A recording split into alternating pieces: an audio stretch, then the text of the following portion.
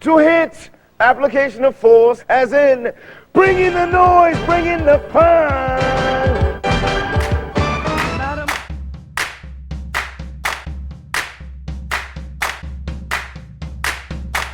Hey guys, welcome to the inaugural episode of S&J Talk Broadway. I'm Justin. I'm Stephanie. And this is S&J Talk Broadway. This first episode, we're going to kind of introduce ourselves, and we're going to basically give our thoughts on some of our favorite plays and musicals, and we're also going to talk about some Broadway news. Absolutely. We just want to get you guys to get to know us a little bit. Yeah. Speaking of which, how was your weekend? It was fantastic. It was fantastic. It was a long 3-day weekend. What'd you do? Just went and did a bunch of cookouts, actually. Went to my aunt's, went to a friend's, ate a lot of ribs. And yourself? Actually, I did grill successfully, but I did in the pouring rain on Monday. So it's just like going back and forth, trying to get soaked or not. While I was doing that, I actually watched Oslo, the new HBO movie. Mm-hmm. It's based on the Tony Award-winning play. I think it won 2017. It was the year Kevin Spacey hosted. I know that much. I've actually been wanting to see the play, but I think the movie is the next best thing. Is it good? You enjoy it? It's really good. I don't think I have enough thoughts to fill a whole video, but I will say give it a chance.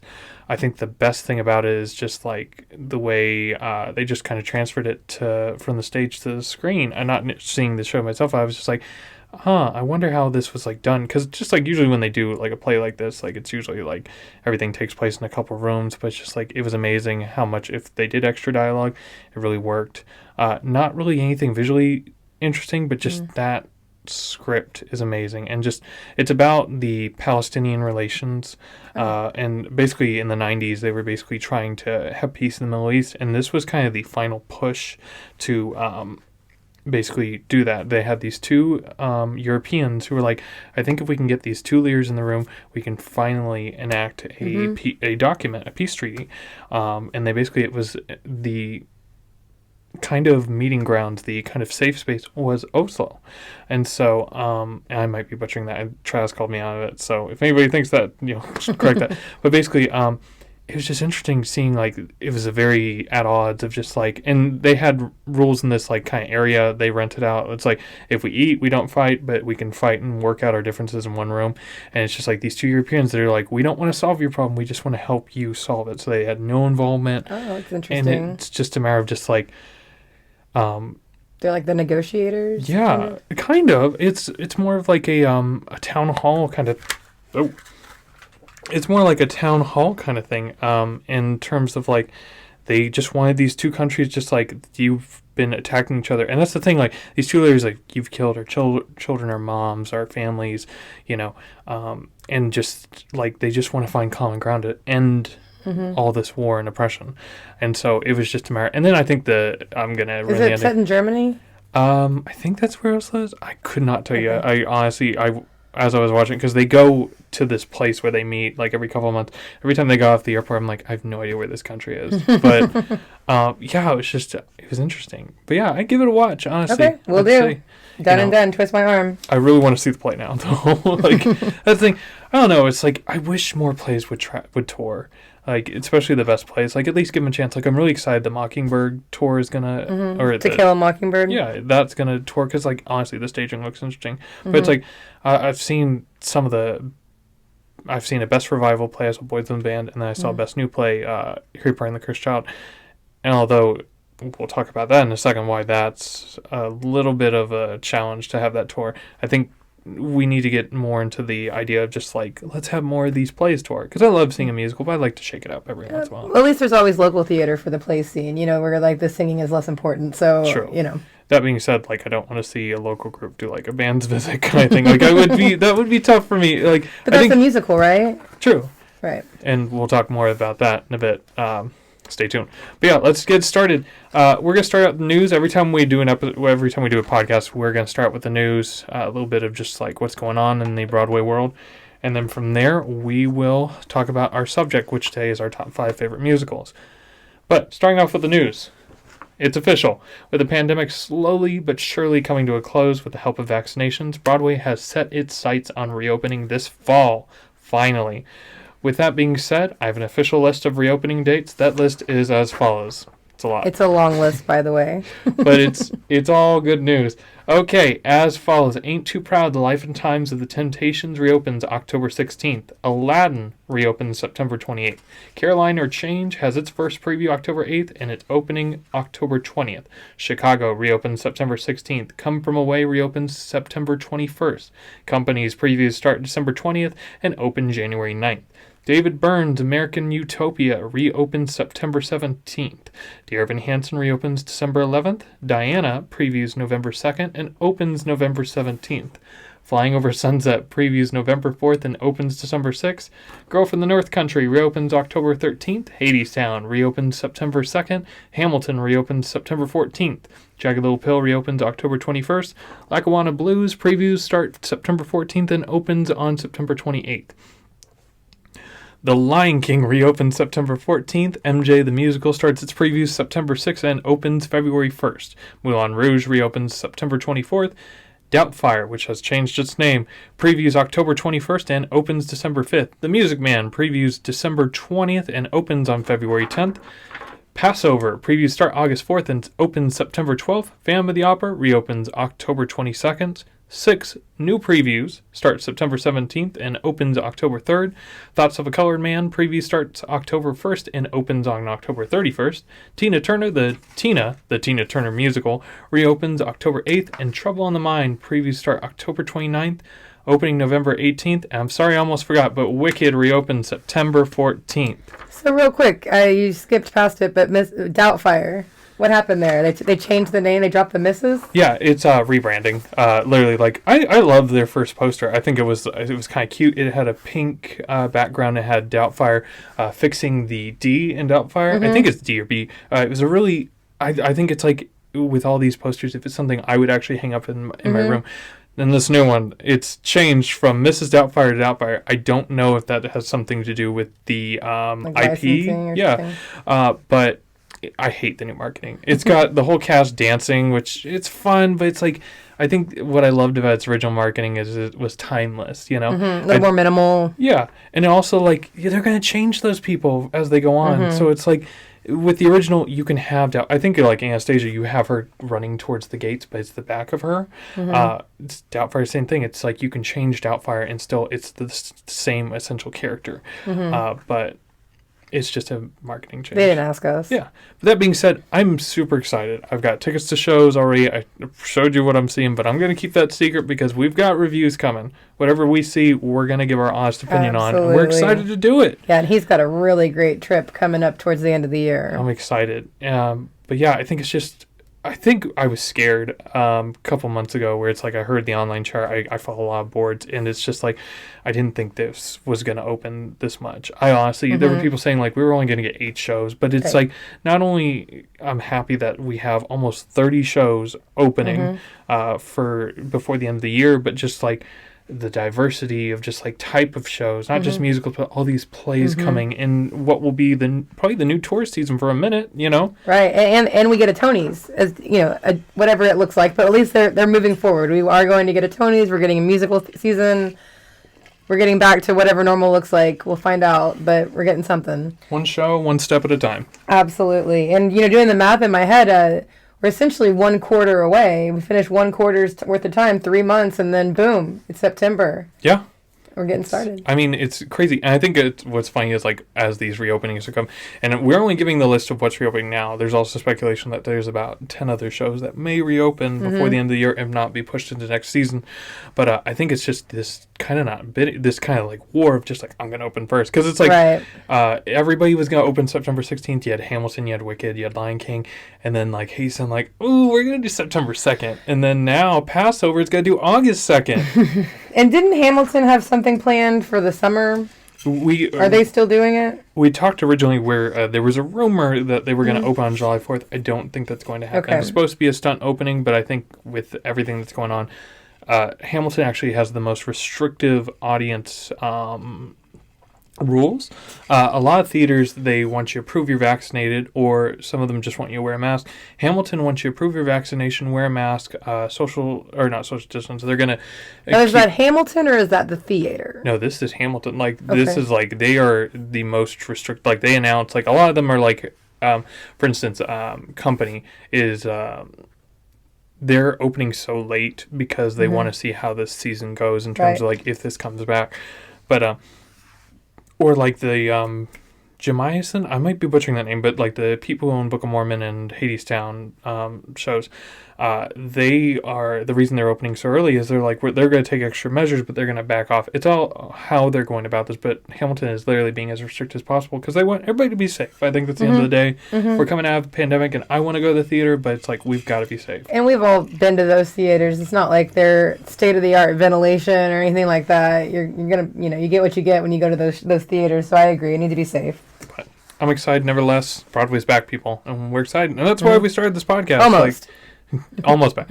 But I think that's why we started this podcast. Is just like, not only do we want to, stay with the curve, but it's just like we have so many thoughts on, and we want to talk about Broadway. Yeah. We just want we love it. We have different backgrounds. We've gone to different shows. Even we're very eclectic with our knowledge of Broadway, but we just love it. And we want to share that love. So, but yeah. Broadway's back, people. Absolutely. What else do we have with news? With all the reopenings, there is a special case with one show in particular. Harry Potter and the Cursed Child has announced it will not be reopening until 2022 at the earliest, with no official date as of yet. But there's a rumor going around that stated that the show's producers are looking at cutting the length of the Broadway version of Cursed Child, with some even stating the show might cut into one part instead of two. And for those of you that don't know, it's essentially 2 full-length plays. It's 7 hours of theater. It is an event. Like when I went But they're separate tickets though, right? The ticketing is separate. So you can go to part one, part 2, or both parts. I think they're like 2 hours and 40-minute runtime each or whatnot with a 20-minute. So you said 6 hours plus 7 hours of music. But what are your thoughts on that move to go from 1 to 2? So here's my thing, and that's what I was talking about earlier about the problem with Cursed Child. Okay, for one, the book is terrible, so I hope they really work at that. Like, for instance, there is a scene in this show where anybody who's seen any of the Harry Potter movies or read the books, Malfoy talks to Harry in one scene where he basically, because their son's hanging out here, he's like, I don't want that anymore because, it's Malfoy. And Malfoy just looks at Harry, he's like, I can't believe you wouldn't believe in the power of friendship. And I'm just like, that's not what he would say at all. Like, this is the book is all over the place. So I really hope they fix that. But that being said, it's a beast. And for them to cut down almost 7 hours worth of show into what essentially might be 3, 4 if we're pushing it. Because if you think about The Iceman Cometh is one solid show and it's almost 4.5 hours. But for them to even do that, I don't know how you do that. I'm going to spoil one scene in particular. It's not story-wise, it's more of staging. There's a scene, and I actually had to research this, where it cuts up part 1 and part 2. And basically, one of the kids is in a pool on the stage.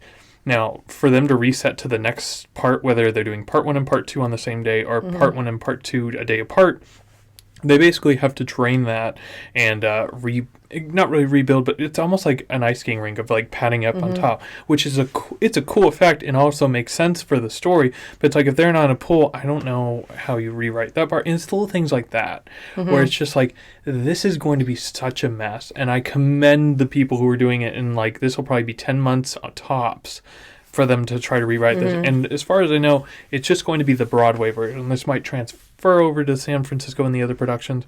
But right now, like, parts 1, part 2 are still running in Australia, and they're going to open up in London later this year. Have you seen it? Yeah. So what about the songs? Do you think there's 3 hours worth of songs they can cut? I mean, here's the thing. So it's not really a musical. Like, it's a full orchestra, and I don't know if it's done live. I couldn't figure that out, but the soundtrack is amazing. Like, if you ever just want some busy music, it's like the sounds of Harry Potter and the Cursed Child. It's by the people who did... I'll look that up. So anyways, it's a great soundtrack. I think you can cut that down. I think it kind of works with the scenes. Like, for instance, when they're in school. Like, there's the first part, the kids are in school, and it's kind of like a time warp of just... Or not going in time, but like jumping in time through their first couple years. And so it's like Harry's son learning magic, and it's like got this cool like dun dun dun dun dun dun dun dun dun dun dun. And so it's like little songs, like they work with that scene. There's even one where it's like Voldemort's army is like marching towards the audience back and forth. There's a reason why this show was nominated for best choreography. It's got amazing.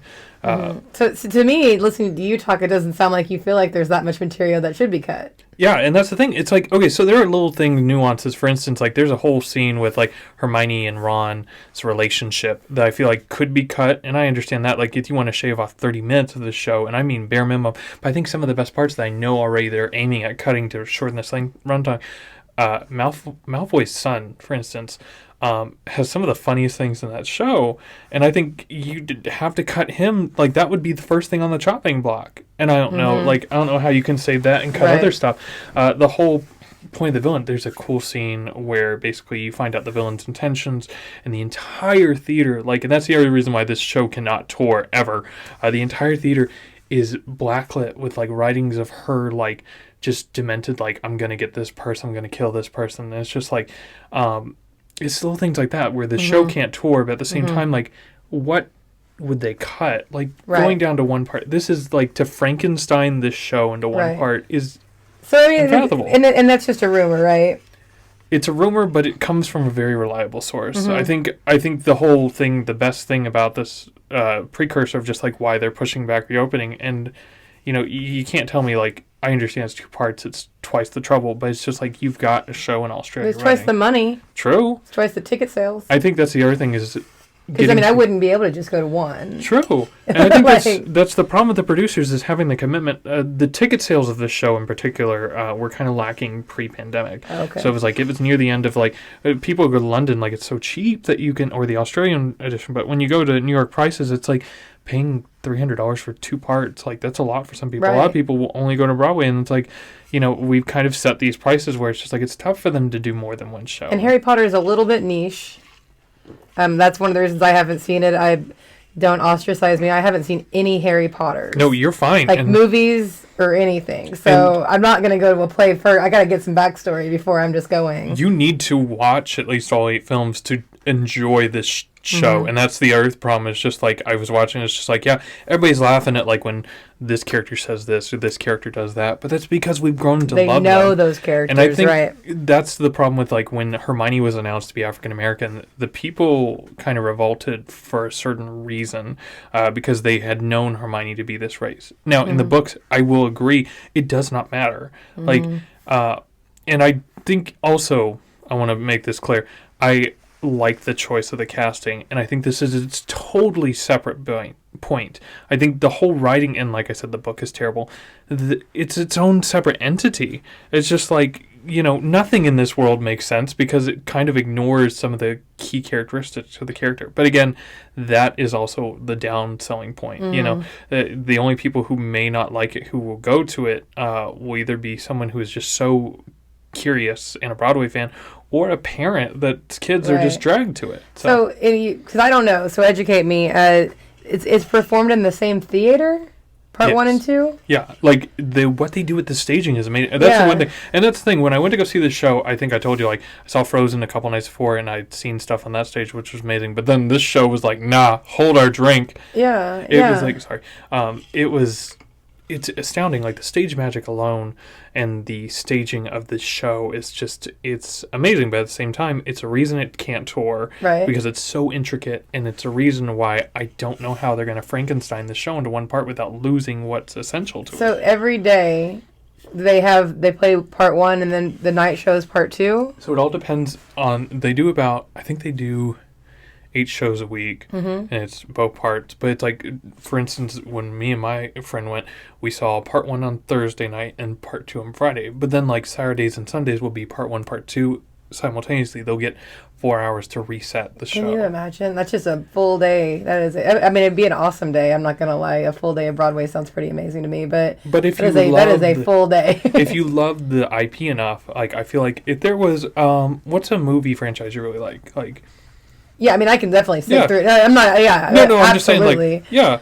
So it's just like and I will say, like, the theater has been, like, completely redone. Like, Spider-Man was, I think, the last show that went there, and they completely gutted it. Like, the lobby it looks like something out of, the shops of the show, or the movies. It's like, they've got their own, like, there's a souvenir store, there's a There's like a restaurant kind of thing. Mm-hmm. It like everything about it. I loved that show. But again, do not cut this to one part. Just don't do it. Right. Like, and I think my other point is just like there's other versions of this going. But yeah, It's like the ultimate binge, binge watching. Like, I love to binge watch a good show. You could just binge watch Broadway all day. That'd be fantastic. and I think it feels like like a limited series, like a 6 episode. It honestly feels like that. Like I feel like you could take this script, rework it a little bit, and then like make it like 6 episodes for Netflix. Honestly, it's like, and even like part one of part one, and then act two of part one. Like it feels like its own episode. It's interesting. Yeah, and like the runtime, to your point, they're two completely separate full length shows. Oh yeah. It's interesting.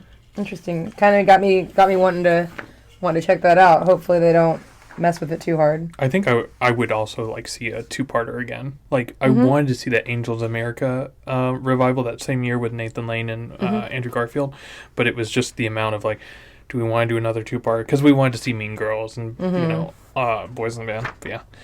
Now, although there are plenty of new shows hitting Broadway this season, there are plenty of other shows coming to the season or future season as well.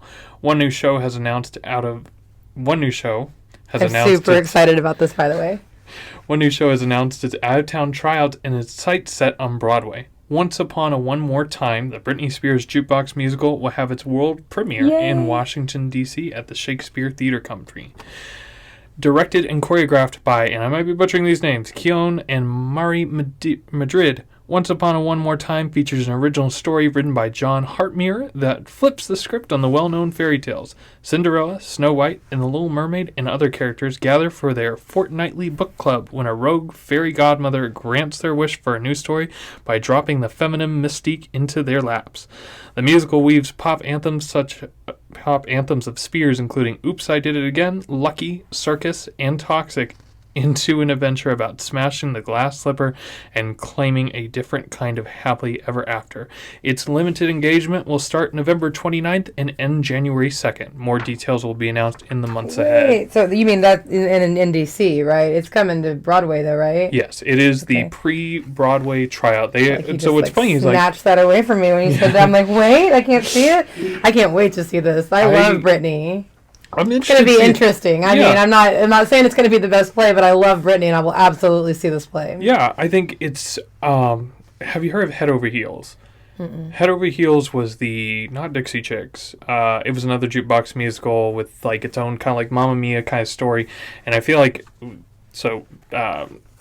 Head Over Heels kind of closed really quickly, but it was thrown out, and I think this could be the redemption of that. I think it's another it's a very I just by that synopsis alone, I'm interested in this show. Take out the Britney or not, like, hey, this sounds fun, I think it's just, and that's the other thing. It's just like there's a whole bunch of Broadway tryouts. I'm so excited this year. Some that haven't announced just yet, but it's like Devil's Wear Prada, Almost Famous. It's all these fun shows. And I think coming back out of the pandemic, like a lot of these shows they had to open. Like they've been in the theater forever. Like but a lot of them were like dark and gritty. Right. Even The Company were like, I'm excited, but it's kind of a dark take on it. But yeah, I think it's just like something fun. It's like the glitter and the and sand kind of thing. All the happy stuff. I think we need that right now for sure. So excited. And some of those dark musicals are still coming back. Hadestown will be back. And that's one on my radar. I really want to see Hadestown. Have you seen it? No, but I made a promise to Travis, like, we're going to see it no matter what. Like, I listened to that soundtrack through the pandemic, and it was like, it's very interesting. I think I need to see it live to get context. But it's like, it's like... The only thing is I don't know. It's just like Hamilton with, like, the original cast. If anybody other than that low voice is, like... there, I don't know. I'm just going to be missing him. That's a voice that I don't know that I've heard a lot of times. That's what I'm talking about. Are we talking about Hades himself? Yes. Yeah. So fun fact, this actually was announced with their reopening. So Patrick Page is coming back, Hades. Reeve Carey, who plays Orpheus, he'll be coming back. I can't think of Eurydice's name, but the girl who played in Miss Saigon, she'll be coming back. I think everybody in the original cast, even Hermes, Andrew DeShields, who won the Tony for Best Actor a couple years ago, he's coming back. Everybody but Amber, who plays Persephone's, they're coming back. So it's actually, But now's so the time. Hades is that low voice because I haven't seen it. Yeah. But I mean, once it's in its second run and whatnot, I mean, do you think that many people can carry that sound? You know, so the interesting thing about Hadestown is it's been through so many revisions. I remember hearing about it 7-8 years ago.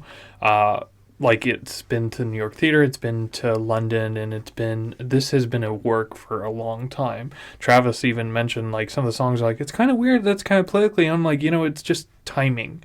It's weird because it sounded like some of the political aspects we're going through now, but I'm just like, it's just weirdly timing. Like it's just one of those weird things. But yeah, this show has been in development for so long that so many people have actually taken over a couple of these roles. So I don't. So you've heard it sang by other people? Yes, okay. like there's actually 2 different other versions of the album I recommend you listen to, and I think the first concept album of just like how far this has gone from what we had to what we have now. It's an interesting work. And I think it's like a lot of thing of like why I want to give off Broadway a chance coming into this pandemic or coming out of this pandemic. You know, I want to give like new works and also like these out-of-town tryouts. I kind of want to. That's why I really want to see Devil Wears Prada.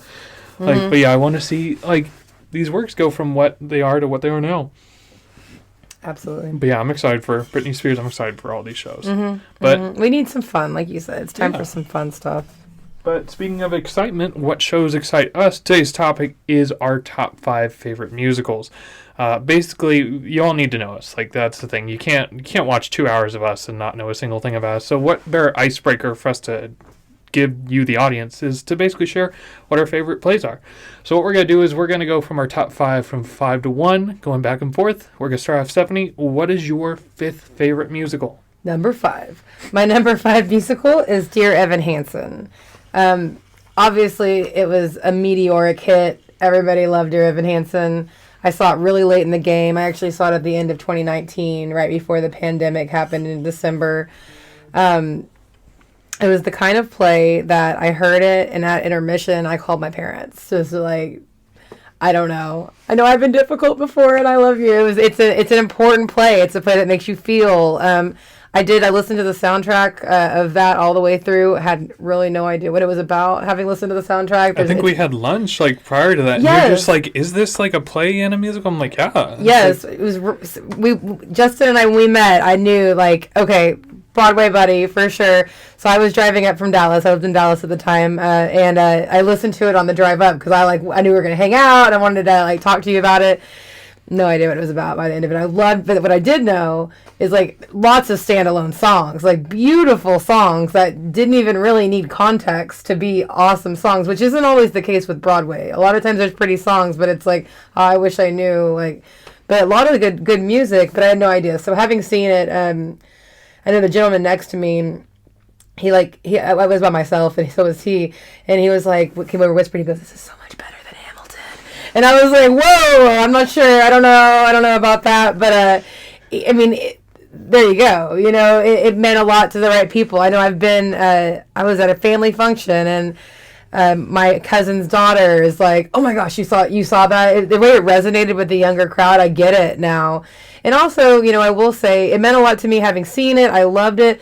But even in like iterations since, or when I see, you know, Ben Platt do some things with it, I'm understanding that like, the role of Evan kind of has a lot of autonomy is not the right word, but they give him some freedom to play it how they see fit, which I think is pretty cool to let the actor kind of like stretch his legs and see what Evan means to him.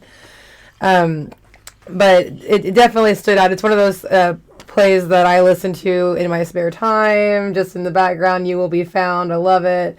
What are your thoughts on Dear Evan Hansen? Have you seen it? I love Dear Evan Hansen. I knew he'd seen it. It's barely out of my top 5. I want to say, I think the only thing that's stopping it from being in the top 5 is just how long is the actual like facility, not the story itself, but just like the way it facilitates using social media. How long is that going to stay relevant? Not in terms of how we use social media, but just like, you know, the whole front screen is like an iPhone. It's just like but that's a small portion of it.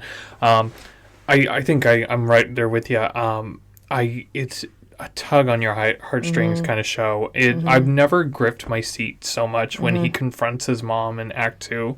I was just like, oh my god, like just them fighting and then them on the couch is just like so big, so small. It's just like that whole show is just like, and I believe that when they say like the Evans aren't physically allowed to perform it more than 6 times a week, like they have extra Evans just because it's so emotionally, like the emotional toll I on didn't know it. that. And so it's just like I feel that because I can't even like watch it without like wanting to pull my hair out, like don't do that, don't, it's just like but yeah, it's just like amazing show.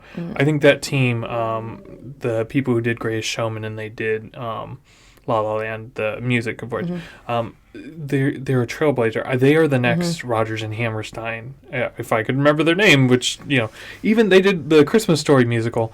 I like that. Yeah, it's like good pop or not poppy music, but it's like memorable. Like I still remember. Yeah, but it's like Dear Evan Hansen is just it's an amazing show. And even the way, like you mentioned, like the iPhone thing, but just the way they kind of project or however they're doing it, the technology, and I know when You Will Be Found and all the stuff's going on and whatnot. I just thought it was like a well-told story too, with very little. It's not like it's got this huge set or really that much going on. Yeah, it's they do a lot with very little. It's true. I think it's just the swarming of any character on that stage with the social media. It is cool, and I think as the story progresses and the it gets brighter and brighter or darker and darker depending on the mood. But yeah, I think it's a perfect show. We'll see how that movie turns out. I'm excited. Pessimistic a little bit. But I'm grateful that I saw the play. Yeah, I will say that I'm grateful that I saw the play prior to seeing the movie.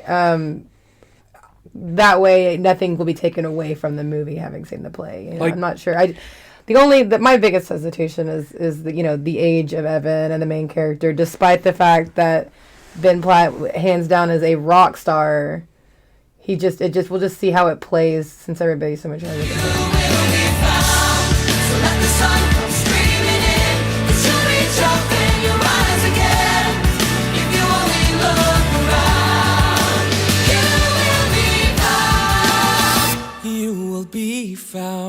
Find your tickets at dearevanhansen.com. But yeah, Dear Evan Hansen, a very good choice. Sorry.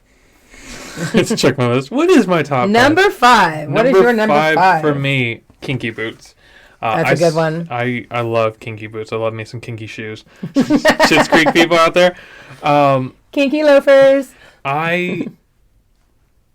So when I saw Kinky Boots, I hadn't officially come out to anybody, and I don't want to say this show really got me geared to that, but I think seeing this show in Oklahoma City, Oklahoma, and just like being kind of closed off to any experience of all that, and seeing this giant, poppy, fun time, it really just brightened my just viewpoint on not only just the LGBTQ, but just being yourself. This show is just so joyful and so happy, and just puts me in a good mood.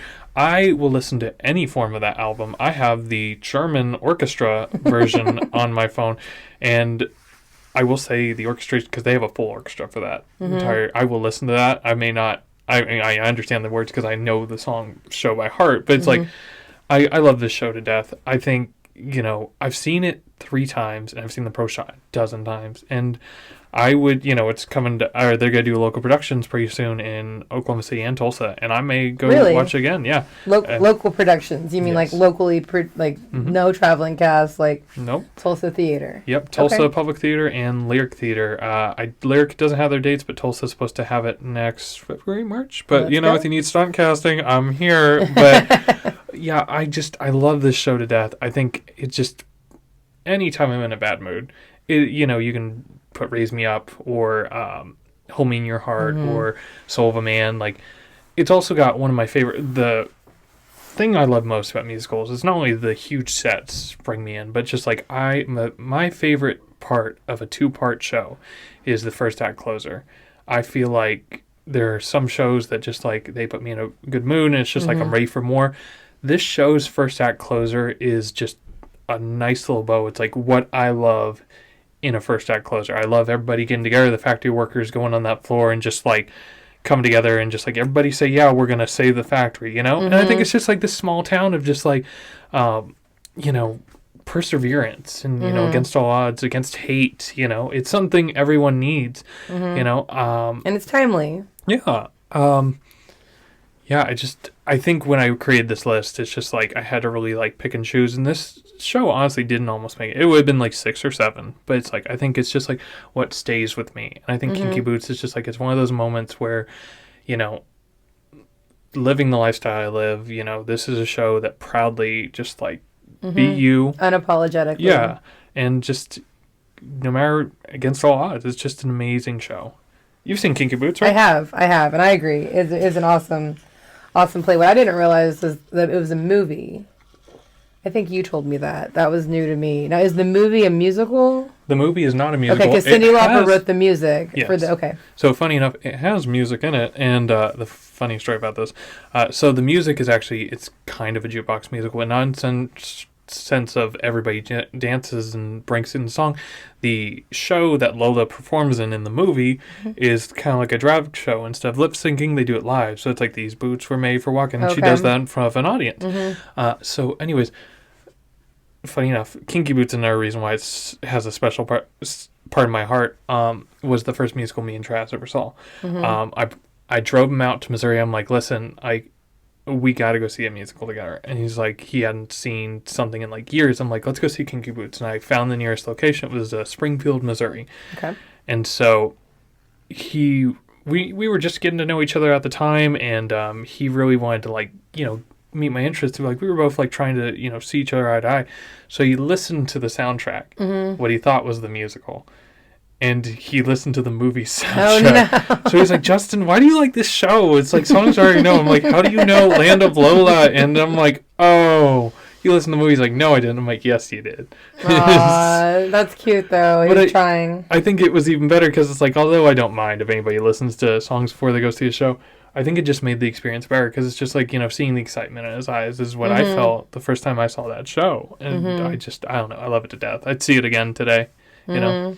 Well, hopefully we can. Hopefully it'll come back sometime. I'm sure there'll be a revival of Kinky Boots. Oh, yeah. Surely. I think there's so many interesting things you could do with that. I think, like, not just stunt casting. I think, you know, you could do that in Circle in the Square. You could have the, you know, auditorium be like the factory, and that's easy. Like, you don't really need big sets for that show. No, I agree. Is this what you had in mind?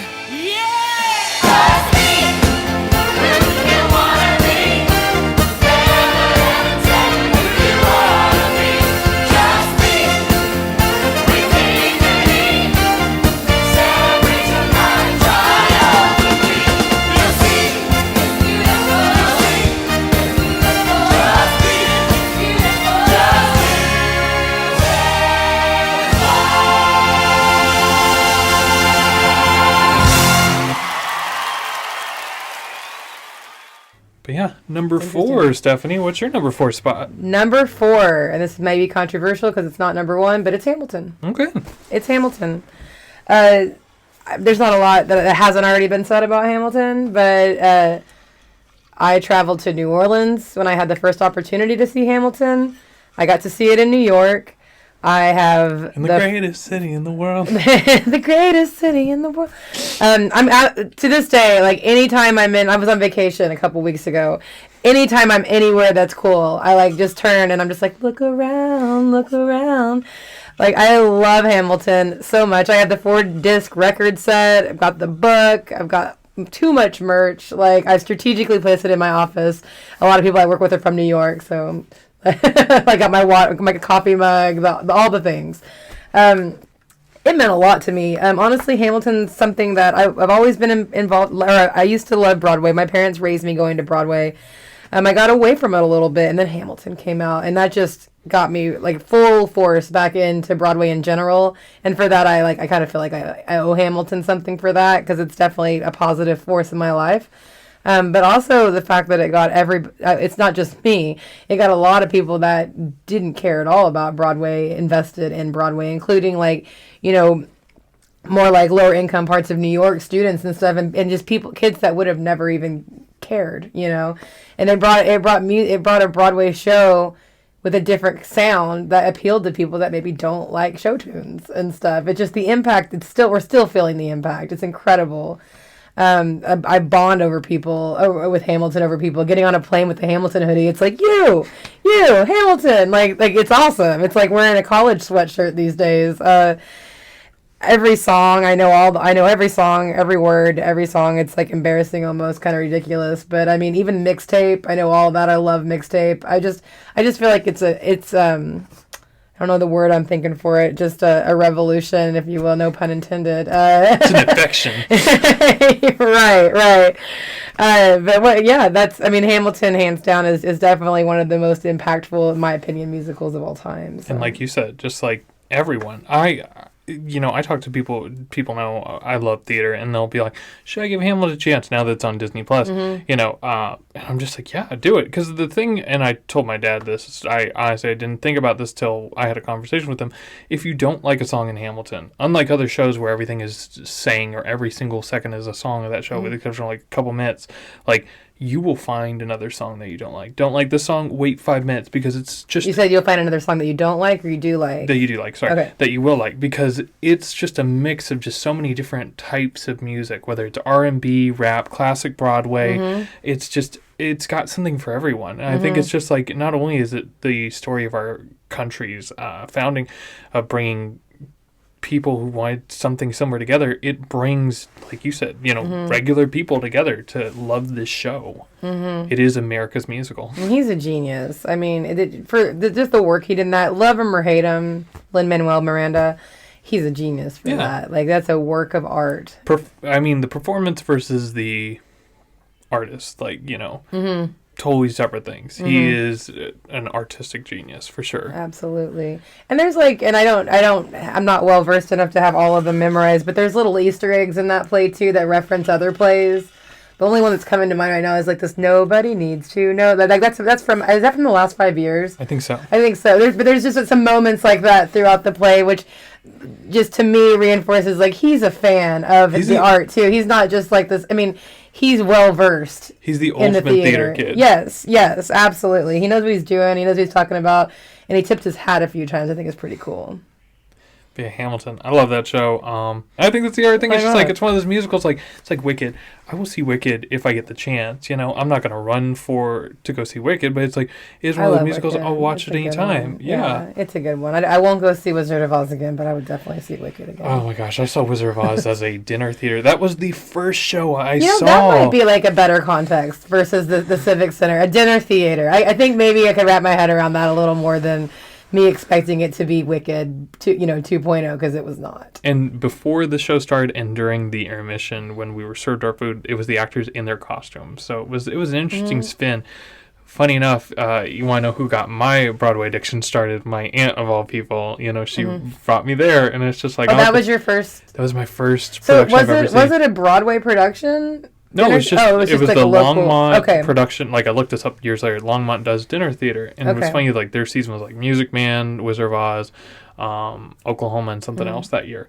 But yeah, it was this cool little like squared off building. Stage was pretty big, and they had seats underneath, and we were on the balcony, and we were right next to the edge, and it was a cool theater. I would do it again. Yeah. But yeah, it was just funny enough. Like, my aunt of all people, I don't think she would have ever guessed. Like, she would have got the rest is history, right? Yeah. It's for me. Like, and I grew up loving the Wizard of Oz. I was Dorothy for like way too many Halloweens. Maybe it was just the expectation was a little higher than the reality on that, but. Yeah, the movie was better. Yeah, like, I think the sets alone make the Wizard of Oz movie and what it is. Songs, like, not even good songs, yeah. Like, not meaningful songs. Like, it wasn't like they added a second Over the Rainbow. It was like something about Jitterbug or something. I don't even know. Yeah. Like, I don't know. It wasn't not the best. Anyway, these aren't the worst 5 plays. We like these are our top 5. Hamilton is amazing. If you haven't seen it, get Disney Plus. What's wrong with you? Yeah, you living under a rock. Are you if you not haven't American? Seen it, you don't want to see it. I'm just gonna assume you've had to try harder not to see it at this point. True.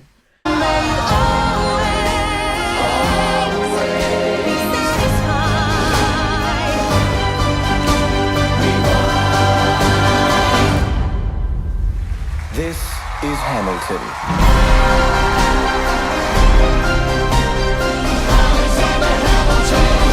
Number 4.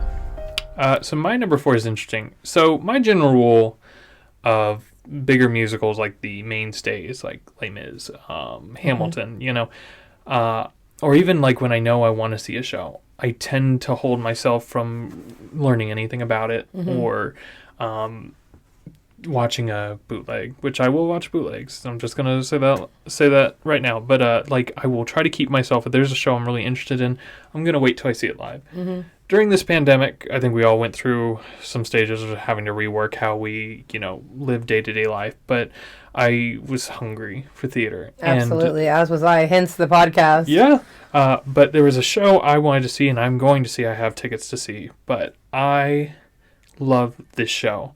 This show broke my rule of just like I've listened to the entire soundtrack. I've seen the 2 pro shots already out of it, which it's amazing that the show has 2 pro shots, but definitely worth it. They deserve even more. Like this new production I'm hearing about, which I have tickets to. But my number 4 spot is Company. I love Company. Now, as a guy who's living in his 20s, I may not look up to the main character of this show, but I somehow feel connected to not only the main character of the show, but also the ensemble that they bring in of just like trying to get through adulthood. It's just honestly, it's crazy. This show, which has beautiful music by Sondheim, but I just love Company. It's just amazing show. Like I said, I broke my rule.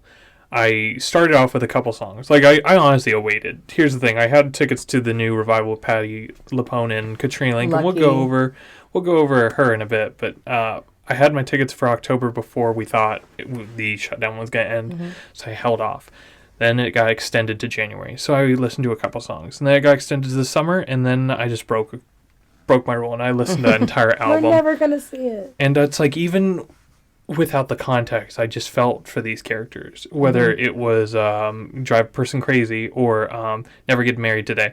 It's not stuff I generally have gone through myself, but I felt for these characters. And I don't know if it's the performance or the amazing music and lyrics.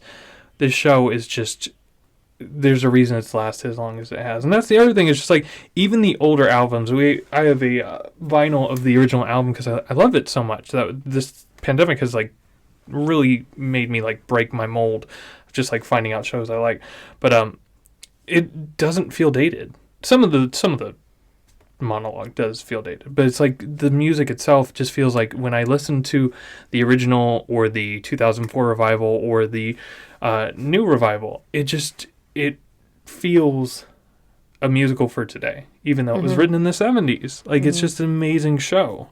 I think it's just one of those mainstay musicals, just like Les Mis or Phantom, or it's like one of those musicals that'll stand the test of time. Now, you mentioned that you saw 2 pro shots, right? I'm aware of the 2 that you're talking about. Which is your favorite? Honestly, I would say the Raul Esparza version. Really? I think it's just, and here's the thing. So Company is a concept musical as far as my understanding of just like taking this main plot of Bobby, a 35-year-old, learning to deal with the complications of growing up. And the way each production has spun that is its own thing. You're watching the Company where all the performers play instruments. You're watching the Company where there's a giant 80-piece orchestra behind them and there's no sets. You're watching the Company where Bobby is now a female. And I'm not saying it's a stunt of trying to change the show. There's a reason for every single version of this. And I think it changes and that's the coolest thing about this, is just like it's not a normal musical. And I did a lot of research into this, of finding out why I love this musical, of just like it was a trailblazer in terms of like every musical prior to then had been like, okay, it's a 3 or 2 structure story where it's just like there's a beginning, middle, and end. This one, it's like there is that, but hold up, let's jump in time between the characters just like a movie could, but we're gonna do it on stage, of jumping between the characters' development and points of his or her time of growing up. But in terms of like why I like the instrument version, the 2004 Raul Esparza version, I think it's just so cool seeing every single person play an instrument. And not only is that just, it's not a gimmick. Like, I feel like Bobby plays the piano, and I think when he starts being alive, it's just like strumming an old soul. Or like the 3 girlfriends, they play saxophones, it's just like, it's funny, or trying to think. I think Joanne plays a violin, or like a cello. It's something to the character. Like it's either the melancholy or just like the effect of just like how this character relates. And I think the instrument brings out that person. And it's just cool to see like 30 people and a few others like play instruments and play on stage. Yeah. That talented, and we've seen more of that today. The Oklahoma Revival you saw, like they jump straight into the band as they play, you know, or Sing Street that's coming out, which I really want to see. They're a full band, like they play their songs. It's not an orchestra. Or like School of Rock, same thing, you know. It's just like it's that cool amount of just like, you know, it's a triple threat. You know, we dance, we sing, and we play an instrument. You know? Right. Very cool. Yeah. And the reason I asked that question is because I've seen the Neil Patrick Harris version, but that's the only one I've seen. So. And I want to say it's not a bad version either. I think that's a perfect cast. And Patti LuPone, there's a reason why she's doing the same character again in the gender bent one, because it's just she plays it so well. And I will say I love Elaine Stritch's version, and I can't think of the woman who plays in the 2004 version, but I think every single one has their own version of how they sing Ladies Who Lunge. But Patti LuPone, what she brings, and this is just based on the pro show I've seen, the song I've heard in the album, it's just that kind of like she feels unjust, like she feels like she's lost something, and in terms of like, you know, enjoy your lunch, you know, kind of thing. It's just like it's a different kind of like it's how they spin it. Or like the original company, I feel like it's just an old soul at a bar. You know, she's not. She's just reminiscing, like enjoy your lunch. You know, it's like it's how they present it, and that's why it's so cool. Every single version has been so vastly different. Right. Bobby, baby, Bobby, honey, Boo boo, Bobby, darling, Bobby, we've been trying to call Bobby, sugar, you. Bobby, sweetie, sweetheart, I got something to tell you. Bobby, honey, Bobby, we've been trying, Bobby, got together this Wednesday, alright. On Bobby Day, Bobby, come on over for dinner. We'll be so glad to see you. Very good. Well, yeah. You're number 3? Well, now number 3, and this was an awesome segue because speaking of different productions differing vastly from one another, my number 3 is Cabaret. Cabaret is another one of those plays that's gone through several renditions. I mean, I'm not even sure when the movie came out with Liza Minnelli, but it was a long time ago. I saw it with Molly Ringwald in New York in 2001 or something like that.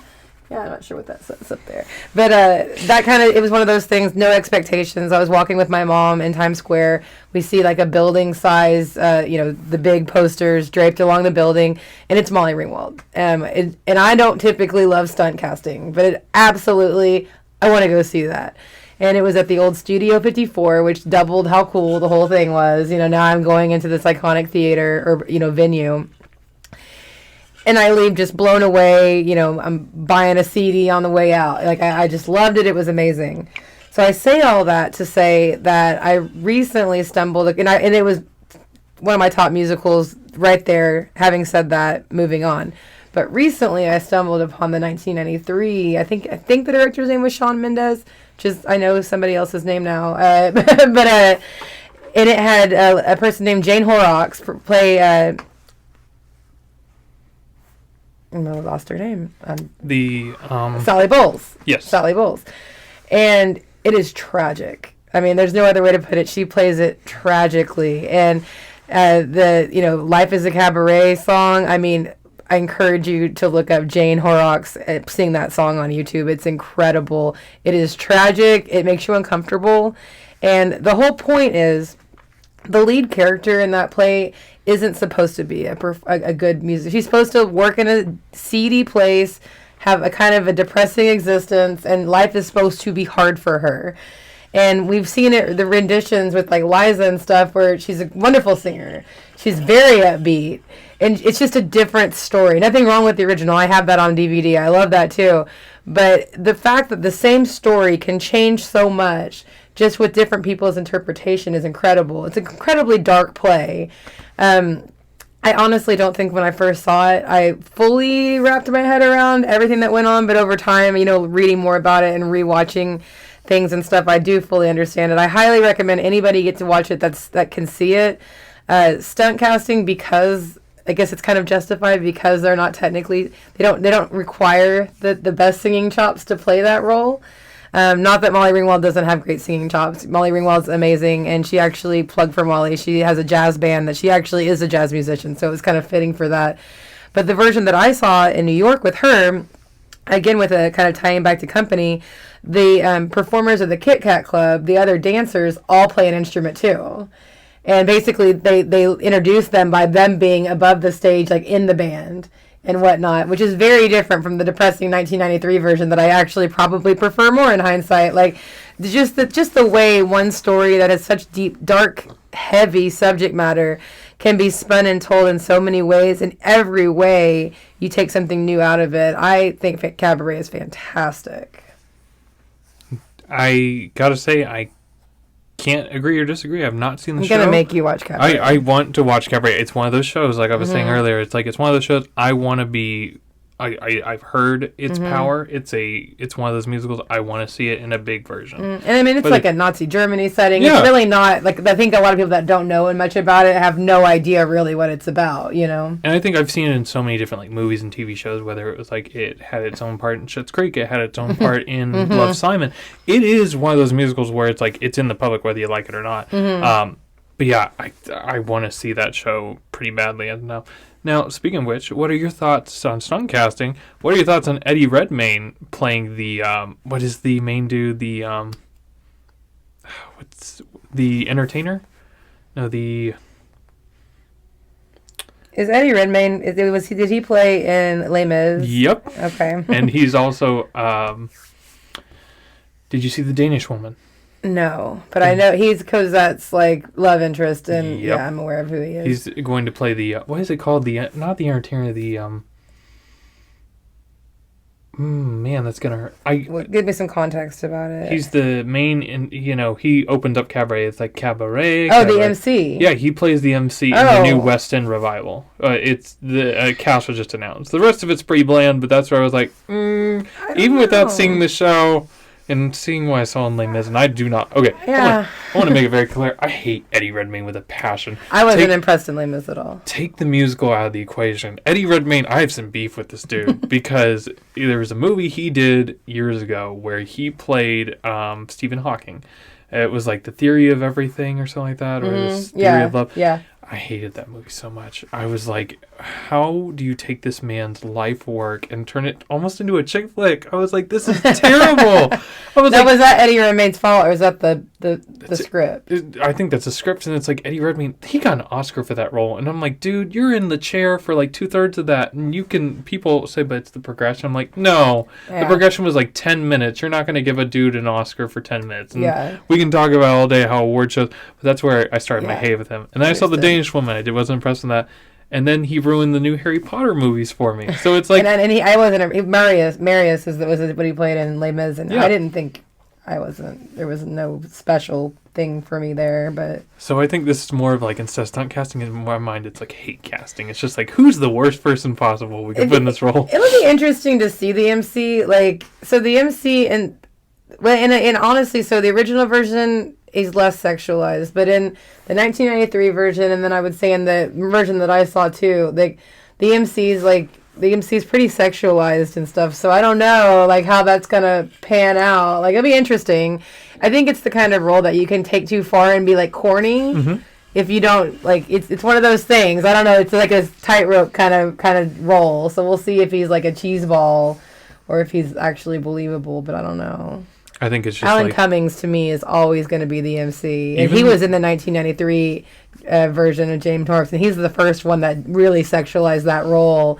Because I think in the previous version, the MC wore a suit, like a tux, and then they got him wearing suspenders only. And I think it's just the clips I've seen with Alan Cumming. That's what I think the MC is without seeing the show. Yeah. So it's I've seen some clips with John Stamos doing it. Okay, it's interesting. But that's where I'm open to Eddie Redmayne, just because John Stamos is also not what I would thought. But it's like I said, it's just hard. It's hard not to look like you're copying Alan Cummings. I feel that. Just doing what he did. So we'll see. Production that critics are calling one for the ages. Cabaret. New block of tickets now on sale. Reserve your seat at Studio 54 today. Yeah, Cabaret. pretty good Cabaret choice. for sure. What's your number 3? Number 3. So, like I said, I had to really think about this. This show, I'm a little bit biased. I want to say that foremost. Kind of knocked off a few of my bucket lists. I have a Broadway bucket list where it's just like there's certain things I want to do before I die. Whether it's like watch a Best Revival or watch a two-parter, which I've done both on Broadway. But this one, I was able to see my first musical win Best Musical. And funny enough, the story is actually interesting. I flew in to go see this show on the Sunday of the Tony Awards that was happening. I saw this show, blown away by it. I love it to death. Even before you take out the biases of just like, it's so cool to see the show and then hours later, it won Best Musical. And it's like, I saw these people perform just hours ago. It was insane.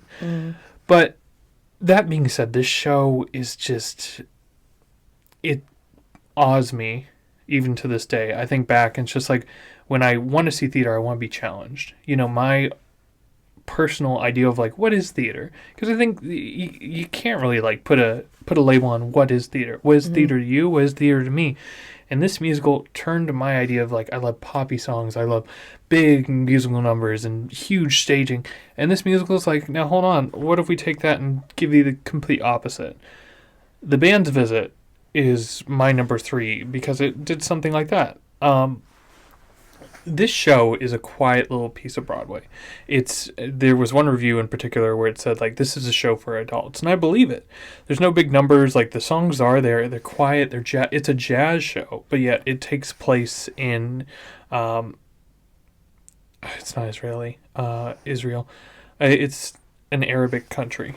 And so it's just the way that the story is portrayed is just amazing. It's about this band that gets on the wrong bus and instead of going to Vet Tikwa, goes to Tet Avikwa.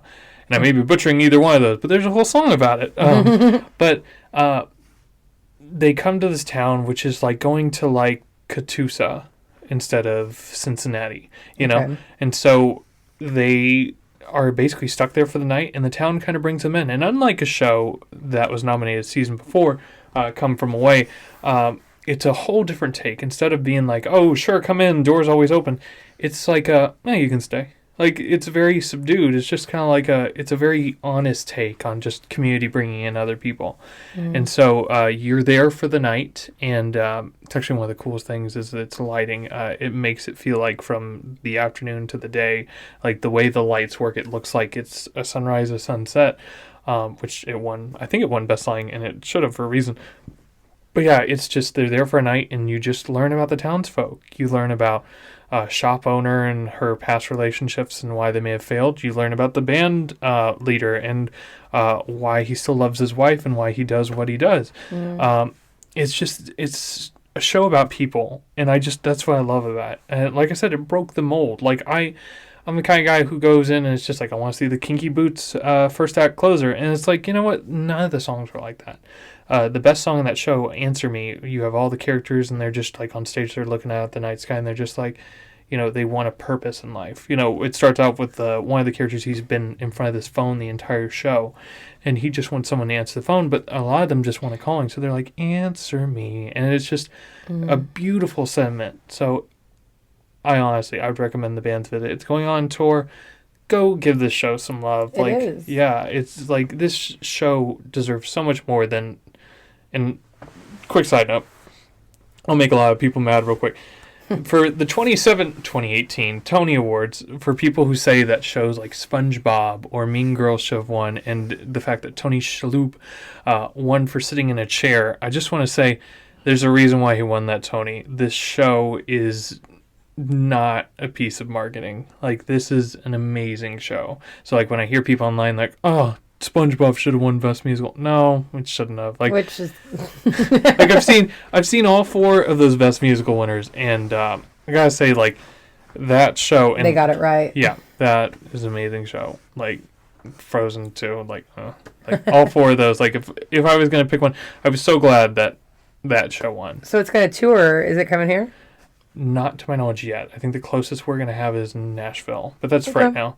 But yeah, I would I think the only thing that was like, okay, so I would actually see it on tour now versus when it first started. I think I talked about this earlier, or kind of hinted at it. I didn't like the cast for the first run tour because the girl who plays Dina, which is by the wonderful Katrina Lenk, she is also one of my new favorite actresses because of the show. And she's also in the new Company. Yes. Go see Company. She's Bobby. Yes. Katrina Lenk is... There's a reason why she won that Tony Award, too. Like, just to see... There's the scene where Tony Shalhoub's on a bench. Basically, they connect... Tony Shalhoub's character and Katrina Lenk's character connect by these old Arabic movies that they used to watch when they were kids, because he's in the band, and instead of thinking... She thinks they play, like, police music because they're a police band. They actually play Arabic jazz. So...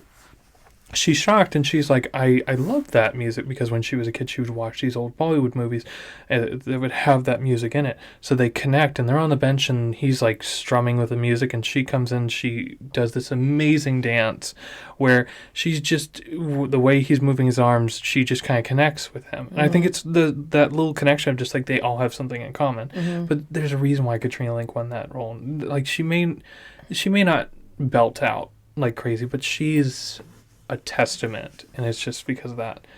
That being said, where was I going with this? The casting with the original run tour. I was very unhappy with it. I had tickets to the tour before the pandemic, and I had second row center. And when the casting came out, I was a little bit ticked because the person to play Dina was this pretty much. And I was like, that's not this show. I think what I loved about the original cast of The Band's Visit is it was all these Jewish-Israeli mix of people that I would believe. Not saying that needs to be the type of cast, but it's just like, I saw the clip with, her name is Sheila Kennedy. I saw the clip with her performing in it.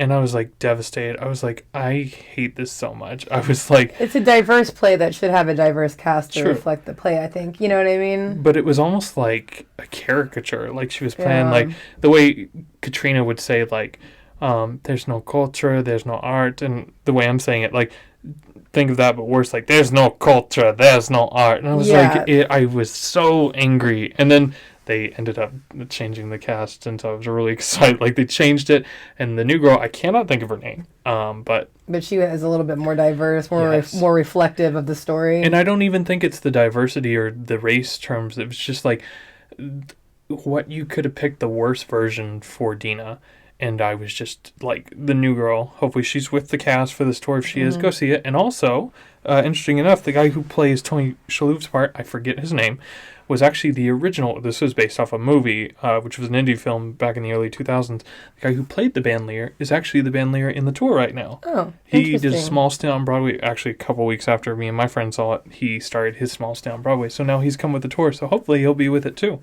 Yeah. But, are you still going? I don't know. Like, I think it's just like, I think that my whole thing with this pandemic is like, I really want to see as many new shows as possible.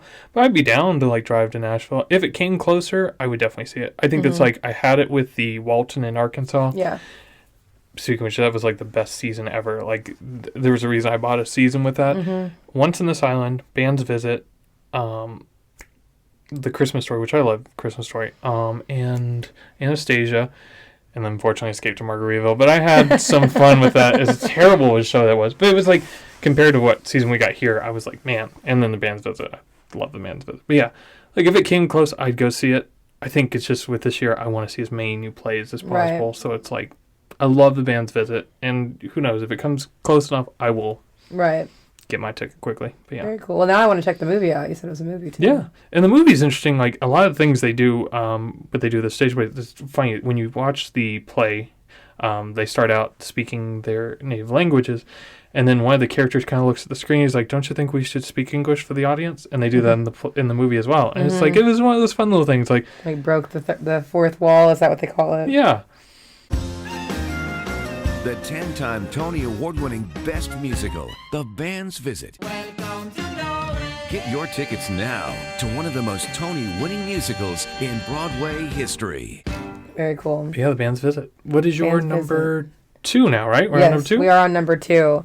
So as much as I dislike the movie version of this play, I adore Les Miserables. Les Miserables was the first play I ever saw. and that it could play a factor into why it is going to always be like a special place in my heart.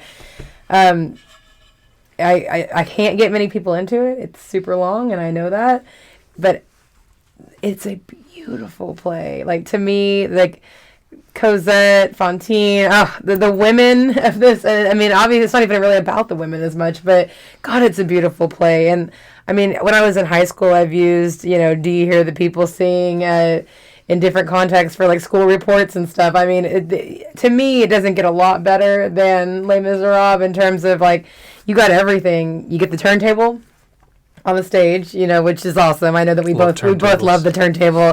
When the audience is walking and it's just spinning, that's really cool.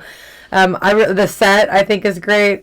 There's so much. If you want to go down the rabbit hole and look up, like, you can hear, Lea Salong, like, you can hear so many people sing these songs that are so iconic. I've got the 25th anniversary. PBS was, I think my family donated money to get the VHS sent to us from Public Broadcasting Network or whatever. I'm very sorely disappointed when the movie came out because there was a lot of anticipation on my end, but I saw, like, first play I ever saw. I did see it in New York. It holds up no matter what. If you ever get a chance to watch it, travel. I wasn't disappointed in the traveling cast versus the live New York cast or whatsoever.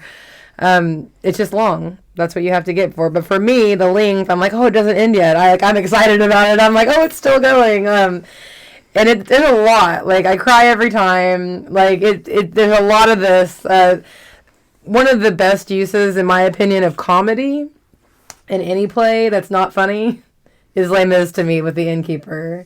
I don't like again with the movie. I don't like that Sacha Baron Cohen played the innkeeper. I get why they did it, but it didn't have the impact to me that it had on the play when they did it. But I don't know, that to me it's a tragic play, but it ends with it's kind of like you're crying at the end, you're crying in the middle, you're crying at the beginning, and you're enjoying it the whole way.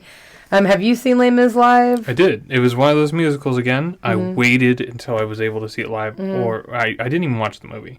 Mm-hmm. I heard so many. You saw it more recently then? Yeah, okay. I saw Les Mis the show 2-3 years ago. No, wait, it was 2019. Okay. So when I hear the fall, I waited. I held out because I'd heard so many people hate the movie. Yeah. And I ended up watching the movie. I agree with everybody's consent. There was zero reason they didn't record those songs in a studio. Yeah. That doesn't make any sense to me. And the fact that Eponine, who was played in the movie you'll notice if you watch the movie, there's one like really strong singer, and it's a supporting actress, and it's because she played a Broadway version of it. But her song "On My Own," which is one of the prettiest songs, has rain in it, and you cannot hear that song without rain in it today because the way they filmed it, and it's so dumb to me. But go ahead. No, so you're fine.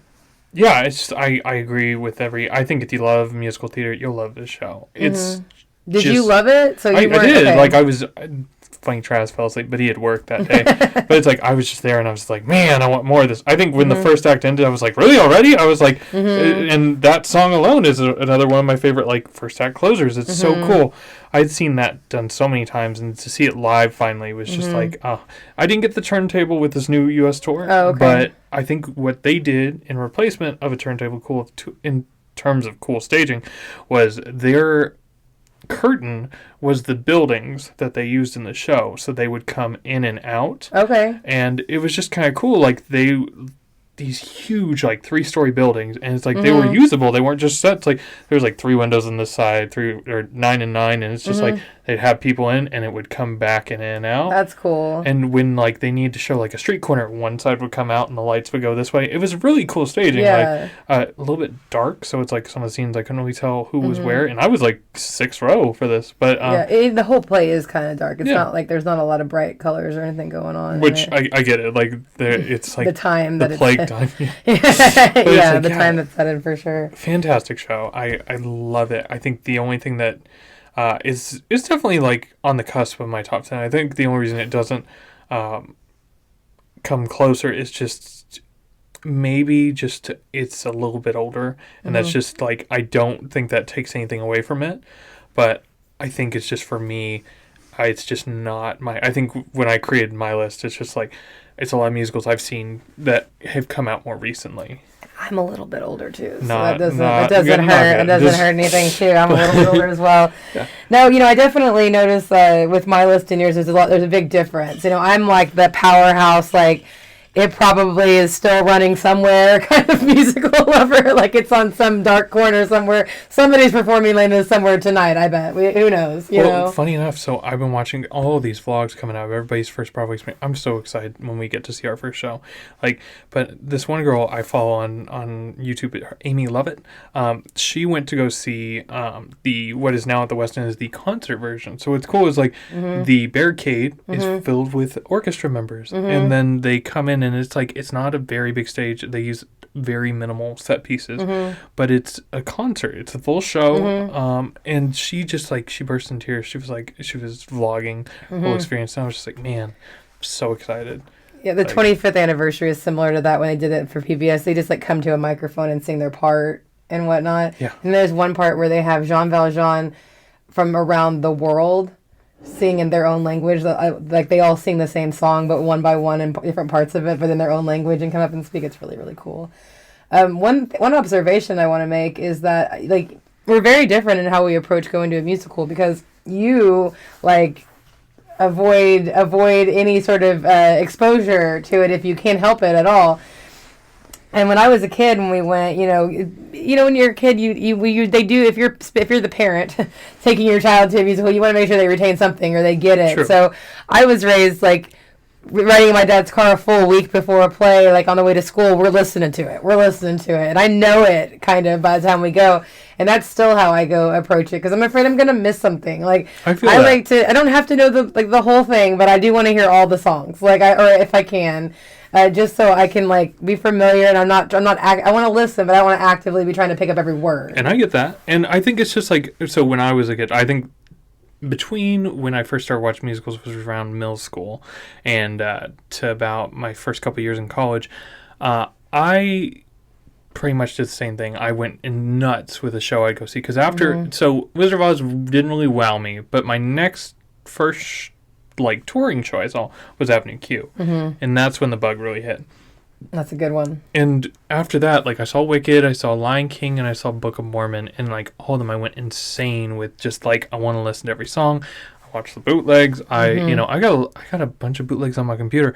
I think it's just I lived in the very southern tip of Texas, so whenever I could go see a musical, because it wasn't just terms of we weren't physically able to, it was just a matter of just having to travel somewhere. It was always because nothing toured in the valley where I lived, and now I'm seeing it they had Rent most recently, and they had Kinky Boots, the non-equity tours, which I'm glad they're finally getting back.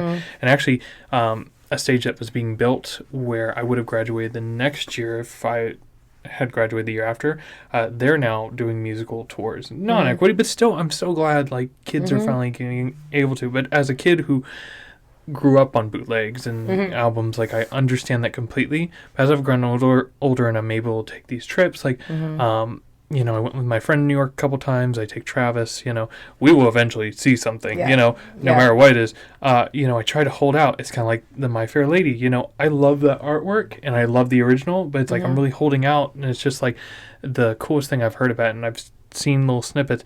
They have the biggest structure on a stage right now. It's this giant house that comes out and spins completely. That's cool. And it's got several rooms in it. But it's just I try to hold myself, just because I don't know, I understand not missing it, but I think that's where the bootlegs come in place. There's when I saw Groundhog Day, I watched that, if it was on a VHS, I would have burned through that, because it's it's the same thing. There's some things I missed, and I was in the first row. It's the one song I did miss was, there's this song before Nobody Knows Where I Am. Try not to get into the show too much because we're coming on that, but it's there was a bar in the way of the characters, and I had to watch the bootleg afterwards to really get what that. I could hear them, but I couldn't really see what they were doing, so I didn't really get the jokes when they were making fun of each other. I'm what are they doing? Because the bar was in front of us. So. Yeah. But yeah, I don't knock anybody, and that's where I don't bootleg shame. I might do another video on this later, but it's for those kids who are stuck in the middle of nowhere, and that's all they have is a cast album, and they may only be seeing one show. I think Rob McClure when he was doing Beetlejuice, there's a vlog. I think it was Broadway Sandwich, which is actually a really good show. You should definitely give it a watch. You know, these performers understand that this might be some little family in Indiana's only time at a Broadway show. You know, they've heard the cast album 1,000 times, but it's also their first time seeing this. So it's like, you know, I love it when an actor gives it their all, you know. Absolutely. Yeah.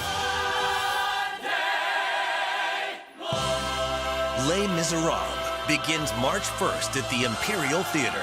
Visit telecharge.com today.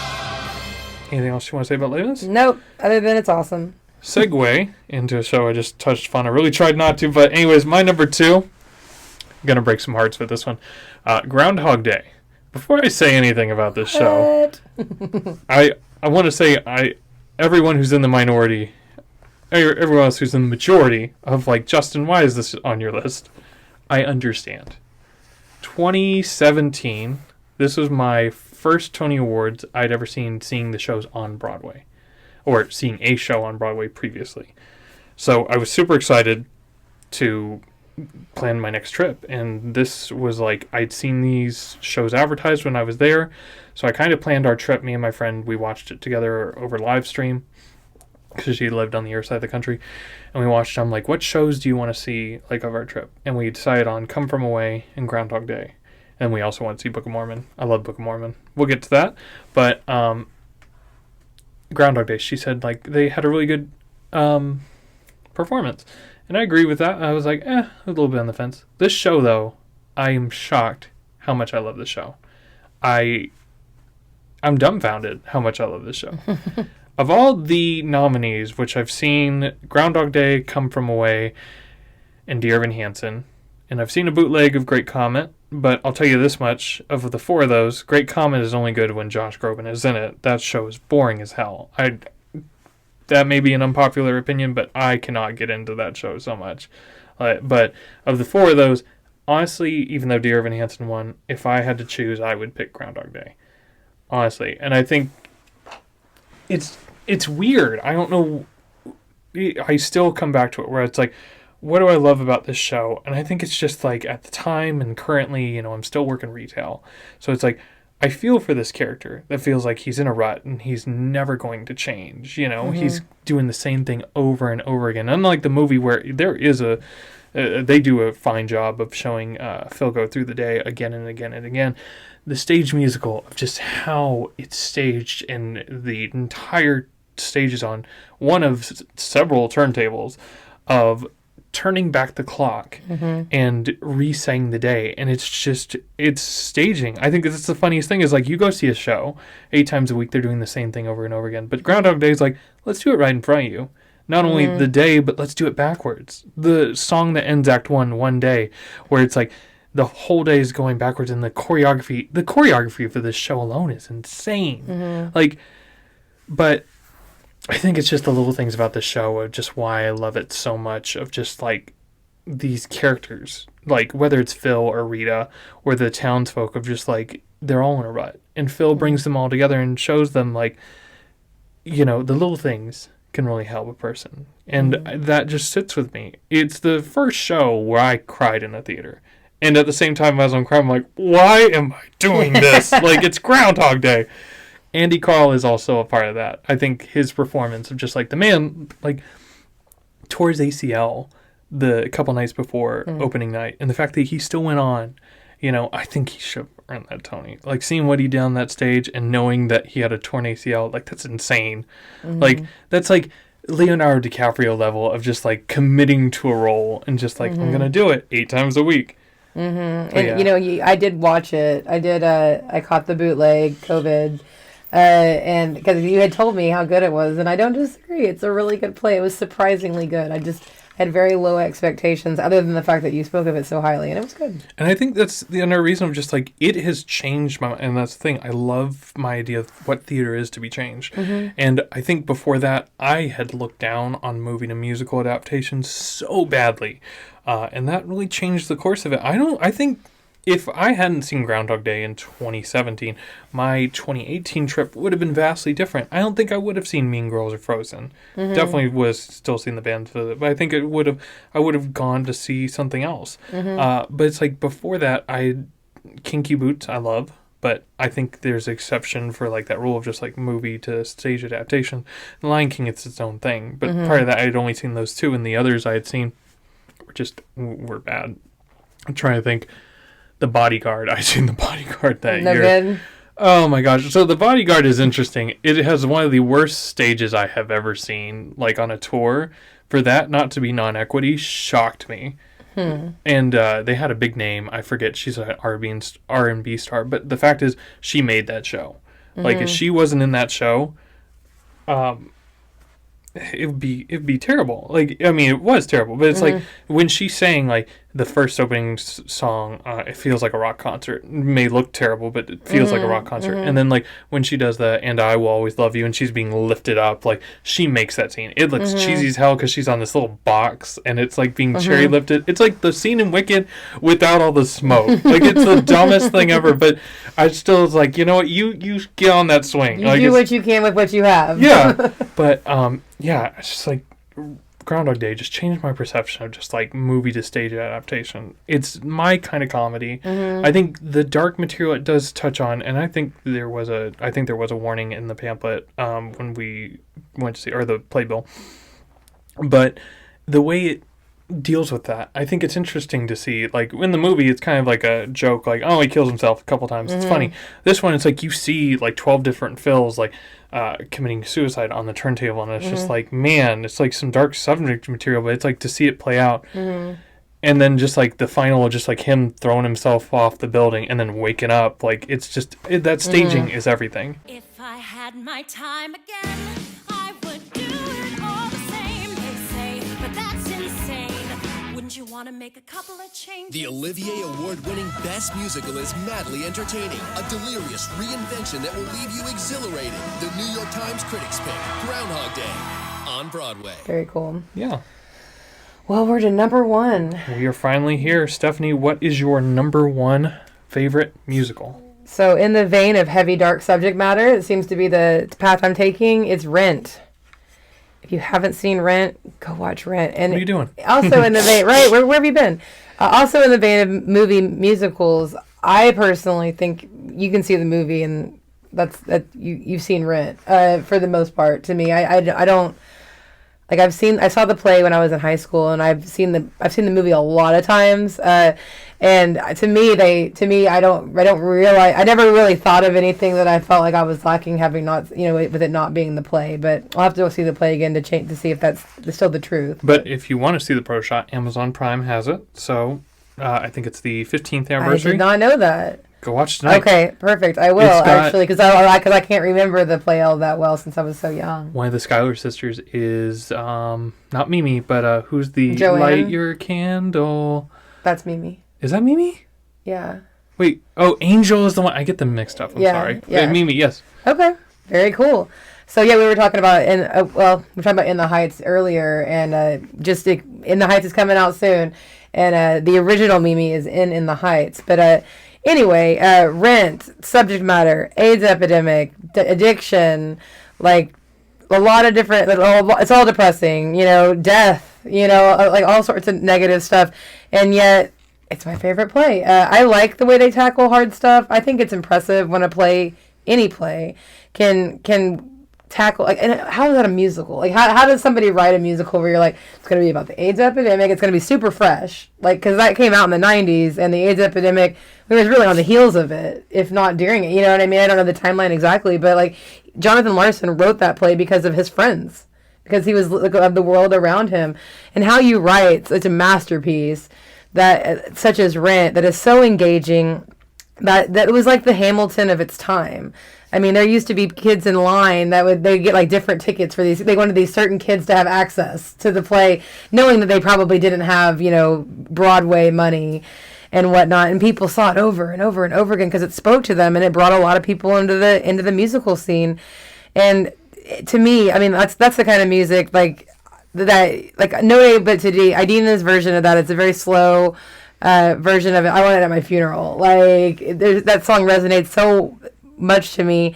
The whole play does. And you had talked about that song before the outro of, what do they call that? Before the first act closer. Yeah, first act closer. It's 525,600 minutes, isn't it? In Rent. No, that's the Oh, that's the second act opener. opener. Yeah, It's second act opener. La Vie Bohème, and then Okay. they're like La Vie Okay, that's Bohème. right. Boom. Black. That's right. Okay. Duh. So, You're fine. so to me, like, that's an awesome ending, and then it starts out with the best opener ever. Yeah. To me, like the most iconic. Cold open, best, like, that is amazing. It's so Yes. chilling to, like, someone who's seen the stage and, like, they're all there and they're just staring at you and season. Yeah, just behind a curtain, right? Aren't they in Yeah. front of the curtain? It's not even. Yeah, you said it's a cold open. Like, I love it, and there's lesbians in it, so that's cool. Yeah. Representation all across the board. Right, absolutely. But no, I mean, so what are your thoughts on Rent? I love to get people's thoughts on Rent because to me, it's like so impactful. So, fun fact, just like the show is an emotional roller coaster, I've been through an emotional roller coaster with Rent. It was one of those shows I waited till I saw it live. And I did. I saw the 20th anniversary tour. Yeah, the 15th, 20th anniversary tour of Rent. I think they're doing the farewell tour, whatever. It's going to be Yeah. revived. Anyways, saw it in Oklahoma City, and I was not impressed. Okay. First time watching it. And it was just the actors. I was like, I knew some of these songs. Like, everybody knows Seasons of Love, and, you know, and it's just like, I was like, what is going on? And I was like, this is the first run tour of this production. And I was just like, what's going on with these people? So then I acquired the Pro Shot. At the time, it wasn't on Amazon Prime. I think it was on DVD. So I had a copy of it at one point. And I was like, this is so much better. Like, I totally get everybody's motivation. I understand it. Like, Seasons of Love, when they sang Seasons of Love, everybody was so pitchy when I saw it. I think that was the other thing. I was just like, why were these people chosen? Like, Yeah, don't run. Yeah. And then, like, you know, the first part where he's tuning his guitar and it's not supposed to work. It kept not working. And that's a technical malfunction. But it's like the whole thing was just a mess. That's like one of those, like, biggest disappointments that tour. But anyways, I saw the Pro Shot. I was like, this is so much better. The movie, for me, doesn't hit as much as seeing it live, Pro Shot at least. And I'm sure there are better productions. Well, I'll have to check out the Pro Shot. Yeah. I didn't even know that it was a thing. So. But yeah, I understand, and like you said, it's weird that this tough subject material. But I think what I've learned over the last couple of years is that anything can be a musical, and I love that about it. And whether it's Groundhog Day or Come From Away, it's essentially the 9/11 musical. But it's just like how they take this subject matter and bring it to a stage is the most amazing thing. I think that's what Jonathan Larson got right. I agree. I think what's funny is, like you mentioned, his friends were going through this. I had learned something about In the Heights. When Lin-Manuel Miranda was helping create it, his stories from a lot of the characters were from his dormitory of the minorities he lived with. So it's funny how the connection of these two amazing plays were made. We're just people. It's a love letter to friends, you know? Absolutely. And I'm just into your point, you were talking about how the subject matter, like Light My Candle, is essentially a song about a girl looking for her baggie. True. I mean, it's not about that, but that is all that's happening in that scene is she's just looking for her drugs that she dropped. Essentially. And they make it like this love, like, interaction, and it's not about that, but it is about that. And it's like they dance almost to that moment. And it's incredible. Like, absolutely. And it also launched the careers of several stars in Broadway for sure. I mean, even, like, if you take that out of the equation, like, a lot of people are known for Rent. You know, Anthony Rapp, it's like they only see him as, not John, but, you know, it's like... Roger? Yeah. No, he wasn't Roger.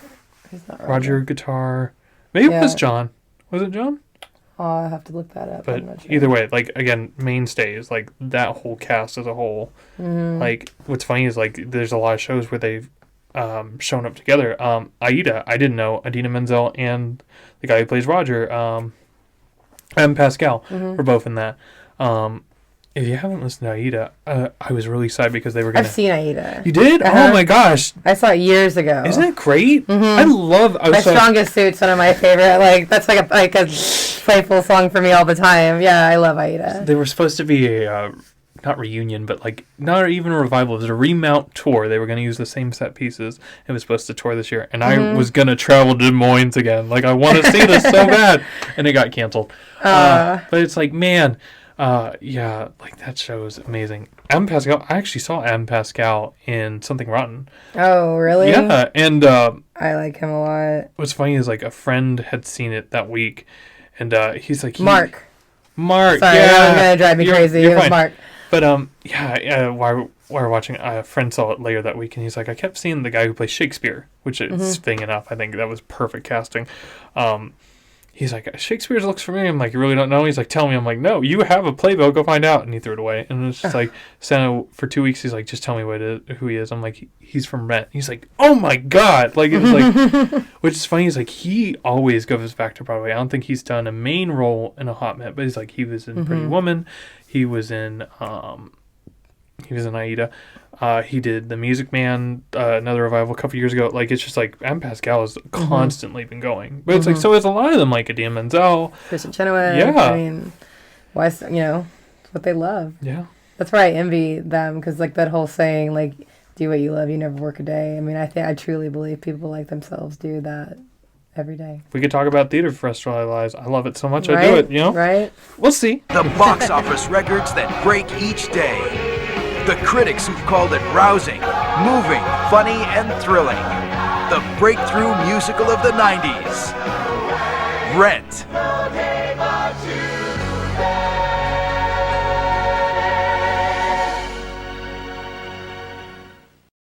All right. Number one. Number one. Speaking of touchy subject material, my number one is, it's been in the news recently, so we'll say I understand everybody's, the show has some problems. But I think, again, when I created this list, I had to really think what shows have really impacted me. What shows do I keep listening to the album? What shows do I go back to a ton? This show I've seen 7 times live, and I would see it 7 more, 30 more, 100 more. I think it's like, if I had to be stunt casted in a show, I would want to be many of these roles in this show. I love this show to death. My number one is Book of Mormon. I love Book of Mormon with a passion. It's very touchy subject matter. I've seen it so many times, and I think it used to be one of my favorite things was watching the audience members walk out. Like, first time I was like, really? Like, seats are expensive. Like, seeing people in premium seats walk out, and I'm like, really? You're gonna do this? It's like, but like they didn't know. Even on the ticket, it's like explicit, like nudity from the creators of South Park might have been a tip. But it's like, as I watch it, I'm just like, it's challenging. It's not more of like trying to gross people out, or again, it's the point of theater is pushing the limits. And I think it's the perfect place for South Park, the South Park creators to test that limit.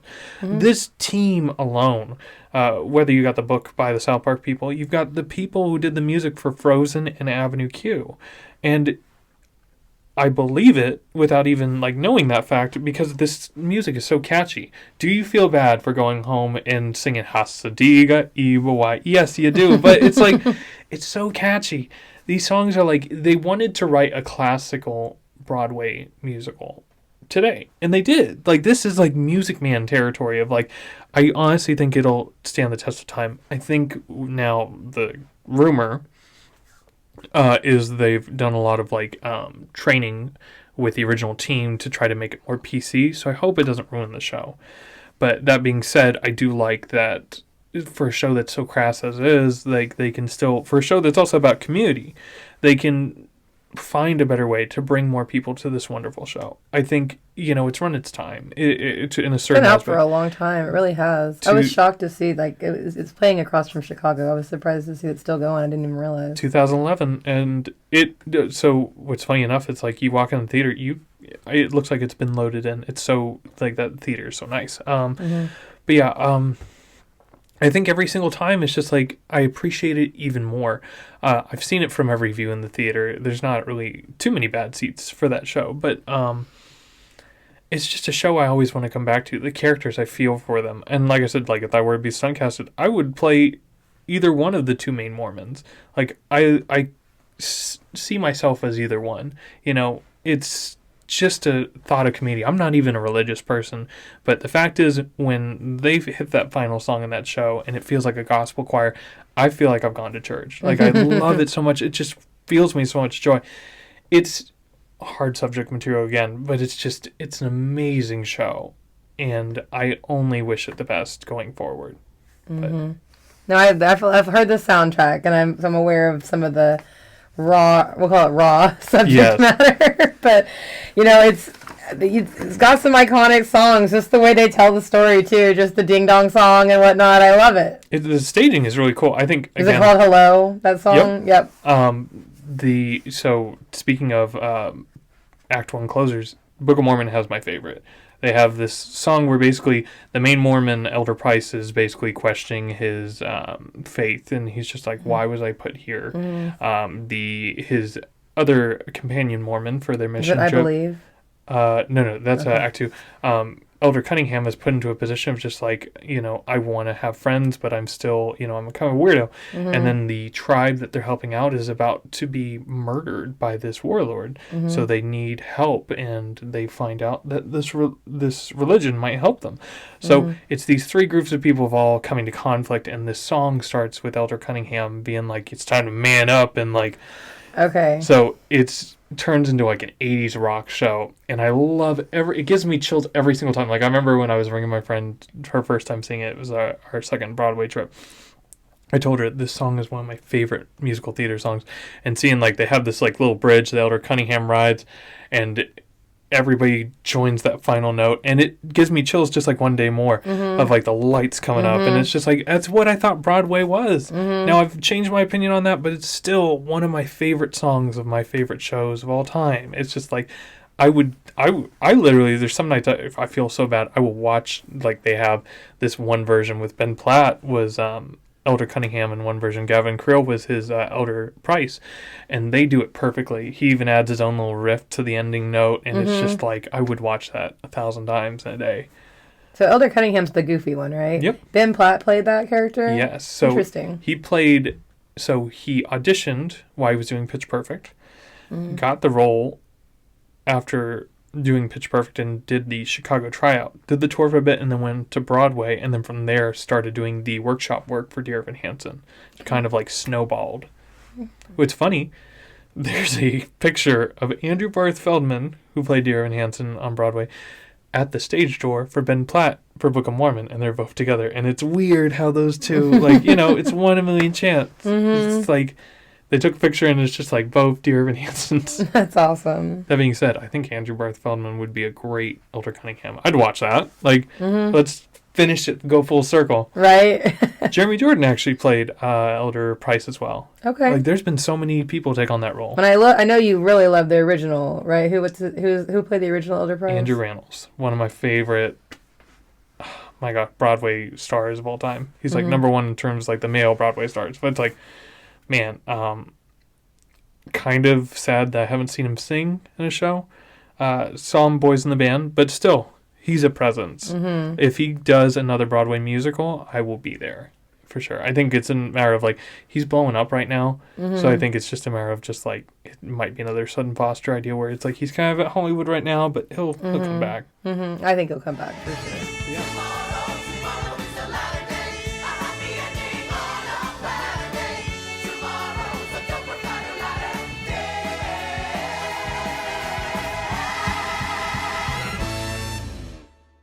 Very good. That is our list. That's it. Yeah. So, that's this week's episode. We will be back. Hopefully. Thanks for hanging out with us. Yeah. We'll be back.